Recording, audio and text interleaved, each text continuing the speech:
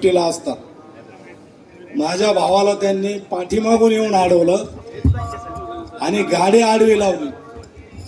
साईबाबाच्या मंदिरातलं card माझ्या भावानं दाखवलं त्यांना, पण त्यांना माझ्या भावाची माया आली नाही. या शिर्डीचं नाव बदनाम होऊ राहिलं. या शिर्डीचे बाबाला इतके भक्त येते, बाबाची बदनामी होतीये. तुमची, आमची आणि माझी आणि सगळ्यांची तर बदनामी होतीच होती, पण बाबाचं सुद्धा नाव खराब होतं.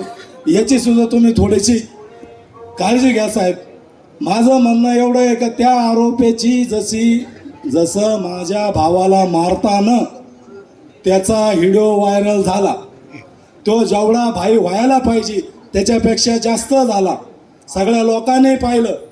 पण पोलीस त्याला मारताना व्हिडिओ ज्यात आला पाहिजे, त्याचा एन्काउंटर करताना नगर हायवेवर एन्काउंटर करा आणि जनतेला सुद्धा तो व्हिडिओ दिसू द्या का असं केल्यानंतर काय होतं, कशी सजा देते. आणि माझ्या भावाला मारलं, मी त्याचा मर्डर करू शकते, पण मी मर्डर केला तर फक्त मलाच ते वाटल की मी मर्डर केला.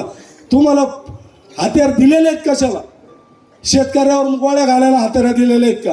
का आंदोलकांवर गोळ्या घालायला दिलेले आहेत? तुम्ही घाला त्याच्यावर. तुम्हाला चांगला चान्स होता, काटवनात नेलं होतं, काटवनात नेलं होतं राव.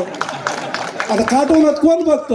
म्हणायचं तुम्ही पळाले घाला ना गोळ्या, तुमचं नाव करा, चांगली गोष्ट आहे नाही. तुमच्या माझी सुजय दादाला, सगळ्या गावकऱ्यांना, सगळ्याला माझी हात जोडून विनंती, मी गरीब माणूस आहे, पण तुम्ही त्यांचं एन्काउंटर करा तरच शिर्डी वाचन, नाही तर शिर्डी वाचत नाही. धन्यवाद. चला गोपीजी.